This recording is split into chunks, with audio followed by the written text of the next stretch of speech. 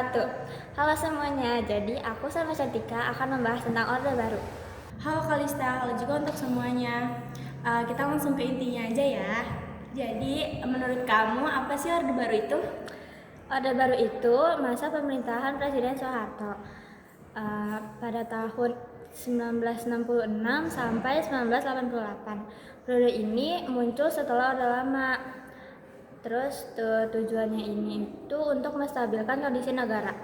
Nah, waktu itu Indonesia lagi kayak gimana sih sampai butuh Orde Baru? Waktu itu kondisi Indonesia itu lagi kurang stabil, inflasi tinggi, keamanan kurang kondusif. Makanya pemerintah ingin membuat perubahan besar. Nah, menurut kamu Chan, kebijakan yang paling kelihatan di Orde Baru itu apa sih? Pembangunan sih, banyaknya jalan, sekolah, terus bendungan, dan Indonesia sempat swasembada beras. Secara ekonomi itu kelihatan lebih maju. Iya, bahkan Orde Baru terkenal dengan istilah pembangunan nasional. Tapi kalau menurut kamu semua masyarakat merasakan dampak yang sama gak sih? Enggak sepenuhnya, ada daerah yang melaju pesat, ada juga daerah yang kurang. Jadi, setiap daerah itu enggak sama. Ngomong-ngomong Chan, di masa Orde Baru ini sistem politiknya kayak gimana sih? Sistem politiknya cukup ketat, partai politiknya dibatasi, dan pemerintah memiliki kontrol yang besar untuk jalannya pemerintahan. Makanya kebebasan berpendapat juga terbatas ya. Iya, harus dikontrol. Jadi kritik ke pemerintahan itu dianggap ancaman. Jadi kita sebagai masyarakat harus hati-hati kalau ngomong. Kalau menurut kamu, Kal, hal negatif apa yang kerasa banget di Orde Baru ini? Menurut aku, KKN korupsi, kolusi, dan nepotisme itu udah jadi kayak budaya kita, terutama di kalangan pejabat dan orang dekat kekuasaan. Dan itu bikin kesenjangan sosial makin kelihatan ya? Iya Chan, ada yang hidup mewah, ada juga rakyat kecil yang kesulitan. Terus Chan, apa sih yang membuat akhir Orde Baru itu runtuh?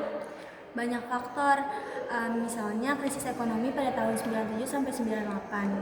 Terus ditandai dengan rupiah turun drastis, pengangguran semakin meningkat, dan harga-harga yang naik.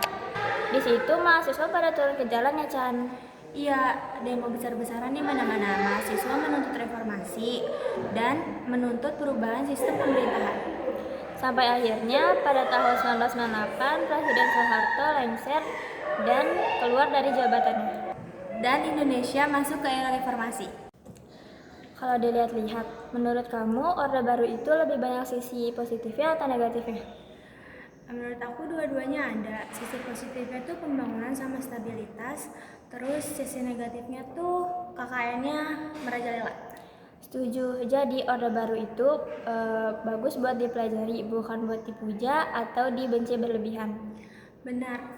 Dari sejarah tuh kita belajar kalau kesalahan tuh nggak usah diulang 2 kali. Pelajarannya jelas sih, pembangunan penting, tapi demokrasi dan suara rakyat juga nggak boleh dikorbanin. Fix, sejarah itu bukan cuma buat dihafal tapi buat dipahami juga. Iya, betul banget Chan. Sekian pembahasan kita tentang Orde Baru. Wassalamualaikum warahmatullahi wabarakatuh.